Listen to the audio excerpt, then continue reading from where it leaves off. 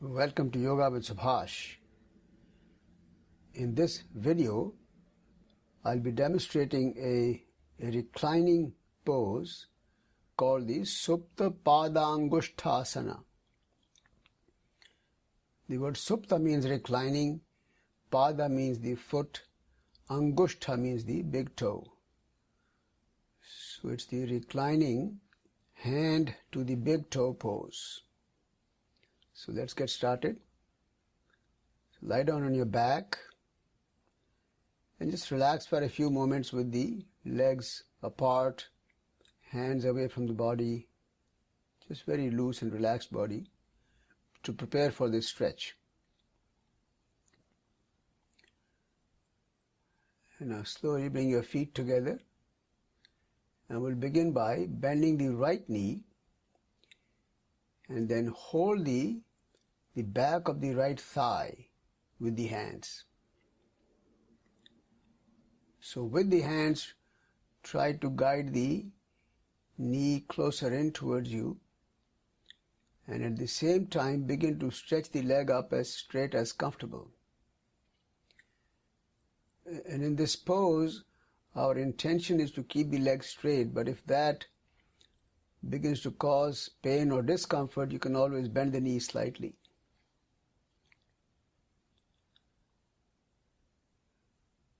Now, while we are trying to use the hands to pull the knee and the leg in, we're also going to make an effort to push the hands away with the thigh. So we're essentially creating a sort of a struggle between the hands and the thigh.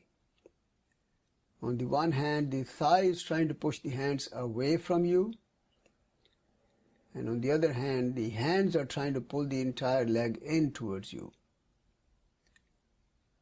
And it is this struggle that's going to create a nice deep stretch for the back of the thigh and the back of the entire leg. Stay there for a couple more breaths. And now slowly begin to slide the hands up the leg now. Our intention is to bring the hands closer and closer to the foot without bending the knee. Our effort is to bring the hands so that we can hold the big toe or the toes with the hands. If not, just grab the part of the leg where the hands reach and then try to bring the full leg in towards you. At this point, to deepen the stretch and also stretch the neck and the spine, if it doesn't bother your neck, you may want to lift your head up, so that the effort would be to close the gap between the knee and the forehead. So it's an effort to keep the leg straight and a gentle guidance of the leg toward the forehead. Stay there for another breath or two, and then when you're ready to come out, slowly release the head down and then gently release the leg down. And relax for a moment. And now we'll repeat the same stretch on the other side. So lift the left leg up, hold the back of the left thigh, and slowly begin to stretch the leg straight. As before, our intention is to keep the leg very straight, but if that begins to bother you, begins to cause any kind of pain or discomfort, you can bend the knee slightly. Again, try to create that struggle between the hands and the thigh trying to push the hands away from you, and the hands are trying to pull the leg in towards you. And as we mentioned before, the struggle is going to create a nice deep stretch for the back of the leg, in particular the hamstring area. And now slowly begin to slide the hands up the leg, again with the intention to reach the foot with the hands, any part of the foot or the toes. If not, just hold on to the ankles or the shin or the back of the legs, wherever the hands reach, but keep the legs straight. And at this point, if it's not uncomfortable for your neck, lift the head up and try to close the gap between the leg and the forehead. Stay in the final pose for another breath or two maybe. And when you're ready to come out, slowly release the head down and then the leg back to the ground. Rest for a couple more breaths here.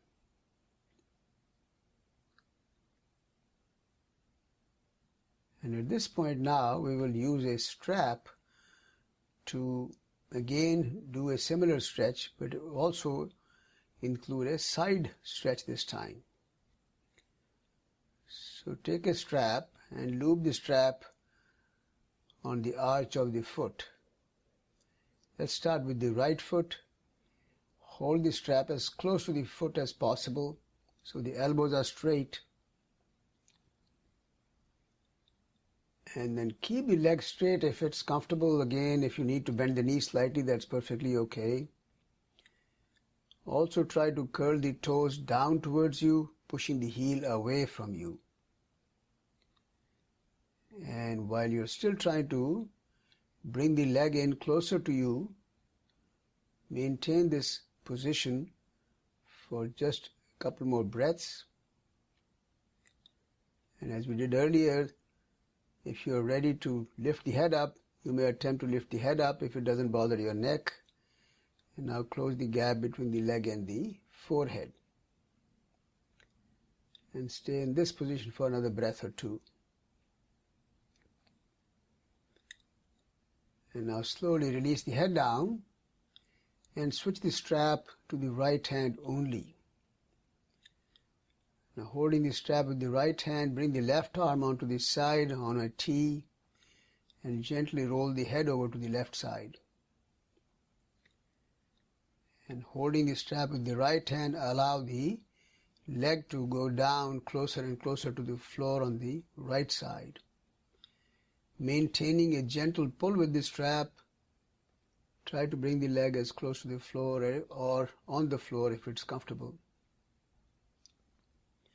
While we are bringing the right leg down to the floor, make sure we do not lift the left hip or the left thigh off the ground. So firmly press the left hip and the left thigh onto the ground and then try to lower the right leg also close to the ground. And when you're ready, slowly begin to raise the leg back up to the full vertical position. Pause there for a brief moment and then slowly release the strap and release the leg down to the ground. And we'll repeat the same movement on the left side now. So loop the strap on the left foot. Hold the strap as close to the foot as possible so the elbows are straight. Try to keep the left leg straight and gently guide the leg closer and closer to the forehead.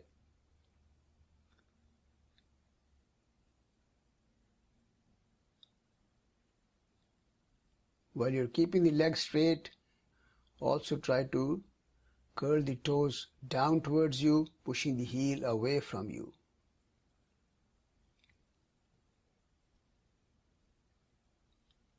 And holding this position for another breath maybe. And then now slowly lift the head up once again.